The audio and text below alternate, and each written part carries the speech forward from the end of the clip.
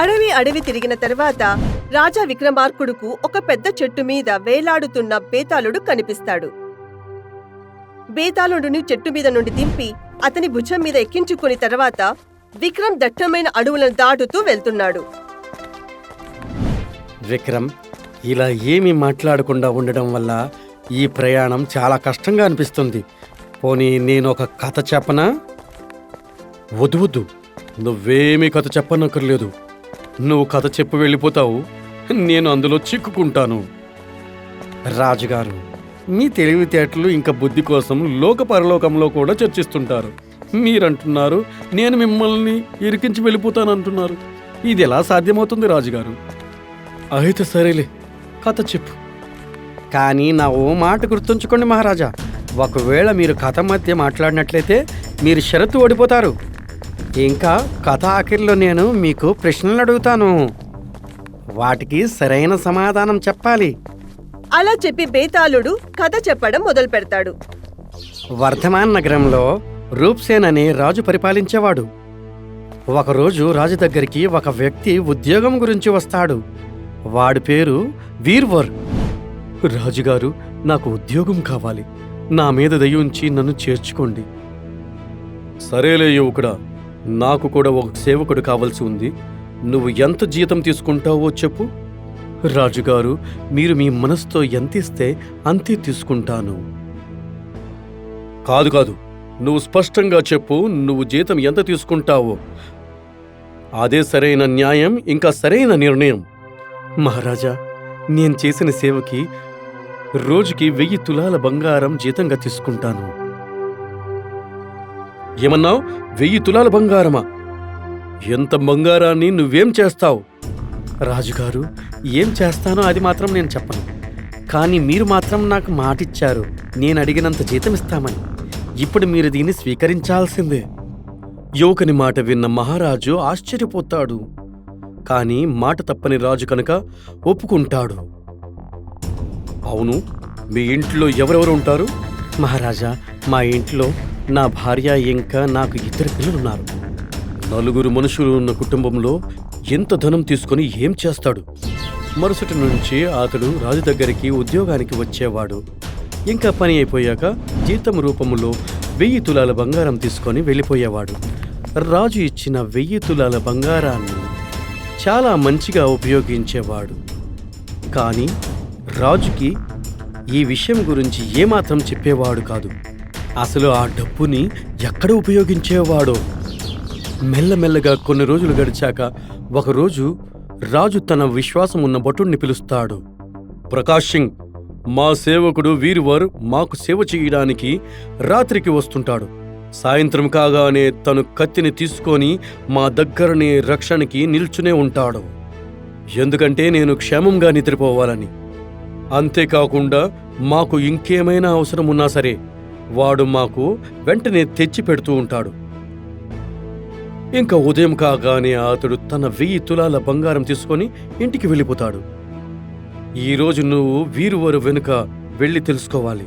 ఇంకా చూడు, మేమిచ్చిన ఎంత ధనము అతడు అసలు ఎందుకు ఉపయోగిస్తున్నాడో చూసిరా.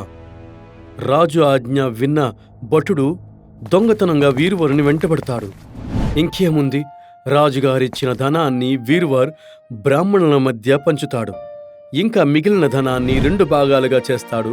ఒక భాగం సాధు సన్యాసులకి ఇంకా కావలసిన వాళ్లకి పంచుతాడు. 2వ భాగంలో పేదలకి భోజనం పెట్టిస్తాడు.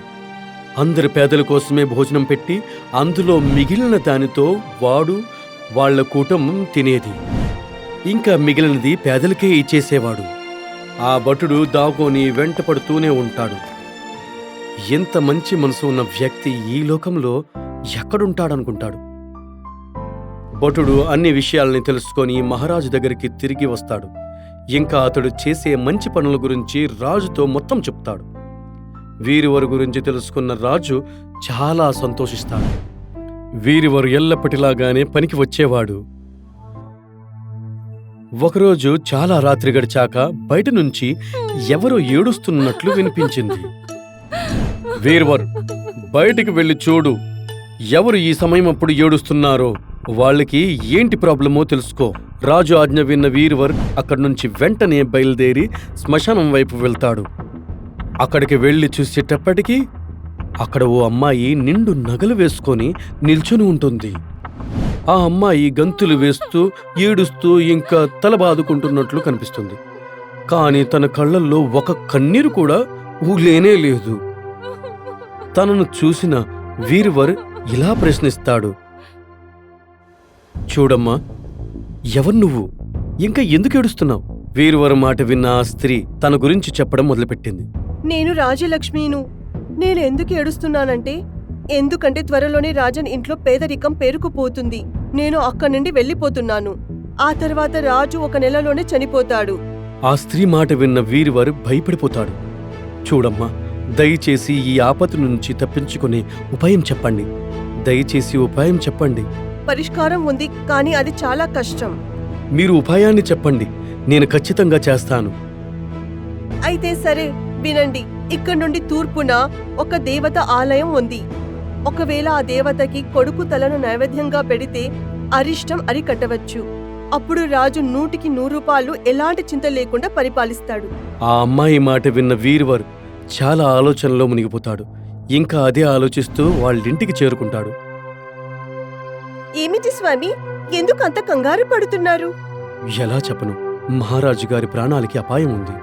ఇంకా మన అబ్బాయి తలనిచ్చి మాత్రమే ఆ రాజుని కాపాడుకోగలము. భర్త మాట విన్న వీర్వర్ భార్య నిద్రపోతున్న వాళ్ళబ్బాయిని లేపింది. ఆమె మాటలు విన్న వీర్వర్ కుమార్తె కూడా నిద్రలోంచి లేచిపోతుంది. అప్పుడు వాళ్ల నాన్న చెప్పిన మాటలు విని ఆనందంగా ఇలా అన్నాడు, నాన్నగారు, మీరు నా తల కోసి ఆ దేవికి బలినివ్వండి. ఎందుకంటే ఇందులో మీ పరువు, రాజుగారి ప్రాణాలు, ఇంకా నేను దేవుని చరణాల దగ్గరికే వెళ్ళిపోతానుగా. ఇంత మంచి మరణం ఎవరికి దొరుకుతుంది నాన్నగారు? కుమారుని మాట విని వీర్వర్ తన భార్య వంక చూశాడు. మీకు సేవ చేయడమే అది నా కర్తవ్యం. మీకు ఏది మంచిగా అనిపిస్తే అది నేను కూడా అంగీకరిస్తాను. భార్య బిడ్డల మాటలు విన్న వీర్వర్ భార్య బిడ్డలతో సహా దేవి మందిరానికి చేరుకుంటాడు. ఓ తల్లి, నేను నా ప్రాణాల కన్నా ఎక్కువైన నా పుత్రుణ్ణి నీకు బలి చేస్తున్నాను. కాని మా మహారాజు గారి ఆయువు 100 సంవత్సరాలు అయ్యేలా చెయ్యు. అలా అంటూ వీర్వర్ గొడ్డలతో తన పుత్రుని బలిచ్చిస్తాడు. తన ప్రియమైన అన్నయ్యను ఇలా చనిపోవడం చూసి బీర్బల్ కుమార్తె తట్టుకోలేక అదే గొడ్డలితో తన శిరస్సును కూడా ఖండించుకుంటుంది. 2 బిడ్డలు పోయిన బాధతో వాళ్ల తల్లి కూడా అదే గొడ్డలితో తన తల్లిని కూడా ఖండించుకుంటుంది. ఇదంతా చూసిన వీర్వర్ నేను ఉండి ఏం లాభమని తను కూడా శిరస్సుని ఖండించుకుంటాడు. మరుసటి రోజు రాజుకి ఈ విషయం గురించి పూర్తిగా తెలిసింది. రాజు చాలా బాధపడ్డాడు. ఇంకా ఆయన పరిగెడుతూ గుడికి చేరుకున్నాడు. ఏ జగజ్జనని, ఇదెలాంటి శిక్ష? నాలాంటి ఒక్క ప్రాణాన్ని కాపాడుకోవడం కోసం 4 బలి కావాల్సి వస్తుందా? ఇలాంటి జీవితానికి ఏమర్థముంది?